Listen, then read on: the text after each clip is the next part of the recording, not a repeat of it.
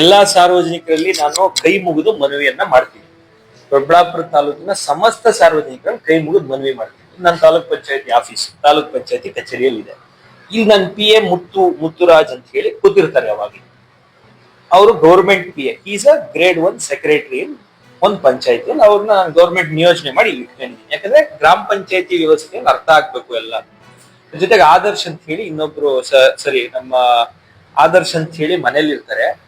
ಇಲ್ಲಿ ನಮ್ಮ ಅಬ್ಬಯ್ಯ ಅಂತ ಹೇಳಿ ಇನ್ನೊಬ್ರು ಇರ್ತಾರೆ. ಇಲ್ಲಿ ಪಿ ಎ ಅವ್ರು ನನ್ನ ಪ್ರೈವೇಟ್ ನಾನೇ ಇಟ್ಕೊಂಡಿದ್ದೀನಿ. ಅವರು ಮುಂಚೆ ಒಬ್ರು ಸಂಸದರ ಕಚೇರಿಯಲ್ಲಿ ಕೆಲಸ ಮಾಡಿರೋದು, ಅವ್ರನ್ನೂ ಇಟ್ಕೊಂಡಿದ್ದೀನಿ. ಇಲ್ಲೇ ಕೆಲ್ಸಕ್ಕೆ ಇರ್ತಾರೆ. ನಮ್ಮ ನೆಚ್ಚಿನ ಮುಖ್ಯಮಂತ್ರಿಗಳು, ಇವತ್ತಿನ ಮುಖ್ಯಮಂತ್ರಿಗಳು ಸನ್ಮಾನ್ಯ ಶ್ರೀ ಡಿ ಕೆ ಶಿವಕುಮಾರ್ ಸಾಹೇಬರು ಒಳ್ಳೆ ಒಂದು ಹೇಳಿಕೆ ಕೊಟ್ಟು ಅದನ್ನ ನಾನು ಪ್ರಶಂಸೆ ಮಾಡ್ತೀನಿ. ಎಲ್ಲೂ ಭ್ರಷ್ಟಾಚಾರಕ್ಕೆ ಸಾರ್ವಜನಿಕರು ದುಡ್ಡು ಕೊಡಂಗಿಲ್ಲ, ಅಧಿಕಾರಿಗಳು ತಗೊಳಂಗಿಲ್ಲ. ಇದಕ್ಕೆ ಅಂತೇಳಿ ಒಂದು ಹೊಸ ಇಲಾಖೆನೆ ಮಾಡ್ತೀನಿ ಅಂತ ಹೇಳಿದರೆ ನನಗೆ ಅತ್ಯಂತ ಇಷ್ಟ ಆಗಿದೆ ಈ ವಿಷಯ. ನಾನು ಮುಖ್ಯಮಂತ್ರಿಗಳಿಗೆ ತಾಲೂಕಿನ ಜನತೆಯ ಪರವಾಗಿ ಒಬ್ಬ ಶಾಸಕನಾಗಿ ಧನ್ಯವಾದಗಳು ಸಲ್ಲಿಸ್ತೀನಿ.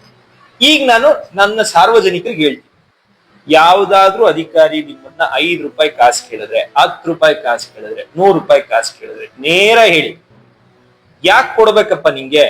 ರಾಜ್ಯದ ಮುಖ್ಯಮಂತ್ರಿಗಳು ನಾನು ಭ್ರಷ್ಟಾಚಾರ ಸಹಿಸಲ್ಲ, ನಾನು ಭ್ರಷ್ಟಾಚಾರ ಮಾಡಲ್ಲ ಅಂತ ಹೇಳಿದ್ದಾರೆ.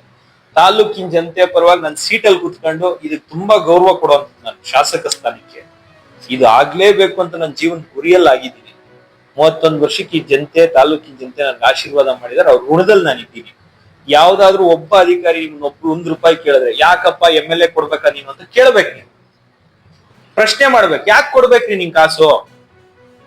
ಮುಖ್ಯಮಂತ್ರಿಗಳು ಬೇಡ ಅಂದವ್ರೆ, MLA ಬೇಡ ಅಂದವ್ರು. ನನಗೆ ಈ ಸೀಟಲ್ಲಿ ಕುತ್ಕೊಂಡು ಹೇಳ್ತೀನಿ, ನಾನು ಬದುಕಿರೋವರೆಗೂ ಯಾವುದೇ ಅಧಿಕಾರಿ ಹತ್ರ 1 ರೂಪಾಯಿ ಭ್ರಷ್ಟಾಚಾರ ದುಡ್ಡು ತಗೊಳಲ್ಲ, 1 ರೂಪಾಯಿ ಟ್ರಾನ್ಸ್ಫರ್ ದುಡ್ಡು ತಗೊಳಲ್ಲ. ಮತ್ತೆ ಅವ್ನು ಏನಕ್ಕೆ ತಗೊಬೇಕು ಭ್ರಷ್ಟಾಚಾರ? ಇಲ್ಲಿ ಇಒ ಆಗ್ಬೋದು, PDO ಆಗ್ಬೋದು, ತಹಸೀಲ್ದಾರ್ ಆಗ್ಬೋದು, RI ಆಗ್ಬೋದು, DT ಆಗ್ಬೋದು, ಯಾರಿಗಾದ್ರೂ ನಾನು ನೇರವಾಗಿ ನಿಮ್ಗೆ ವಾರ್ನಿಂಗ್ ಅನ್ನ ಕೊಡ್ತಾ ಇದ್ದೀನಿ.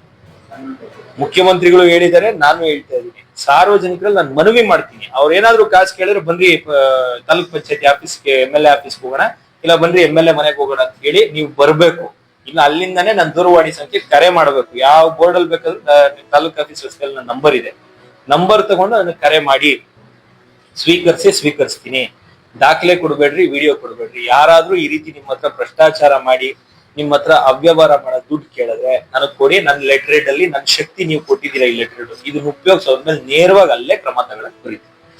ದಯವಿಟ್ಟು 3 ವರ್ಷದಲ್ಲಿ ಈ ರೀತಿ ಭ್ರಷ್ಟಾಚಾರ ಆಗಿದ್ರೆ ನಾನು ಕ್ಷಮೆ ಯಾಚಿಸ್ತೀನಿ. ಯಾಕಂದ್ರೆ ನಾನು ನನ್ನ ಎಲೆಕ್ಷನ್ ಕ್ಯಾಂಪೇನ್ ಅಲ್ಲೂ ಹೇಳಿದೆ, ಭ್ರಷ್ಟಾಚಾರ ರಹಿತವಾದಂತ ಆಡಳಿತ ನಾನ್ ಕೊಡ್ತೀನಿ ಅಂತ. ನಾನ್ ಸ್ವಚ್ಛವಾಗಿ ನಡ್ಕೊಂಡಿದ್ದೀನಿ. ಇವಾಗ ಯಾವ ಪಂಚಾಯತಿಯಲ್ಲೂ ಮೆಂಬರ್ಗಳು ಇಲ್ಲ ದುಡ್ಡು ಕೇಳ್ತಾರೆ ಅಂತ ಹೇಳಕ್ಕೆ, ಎಲ್ಲ ಅಡ್ಮಿನಿಸ್ಟ್ರೇಟಿವ್ ಇದ್ದಾರೆ.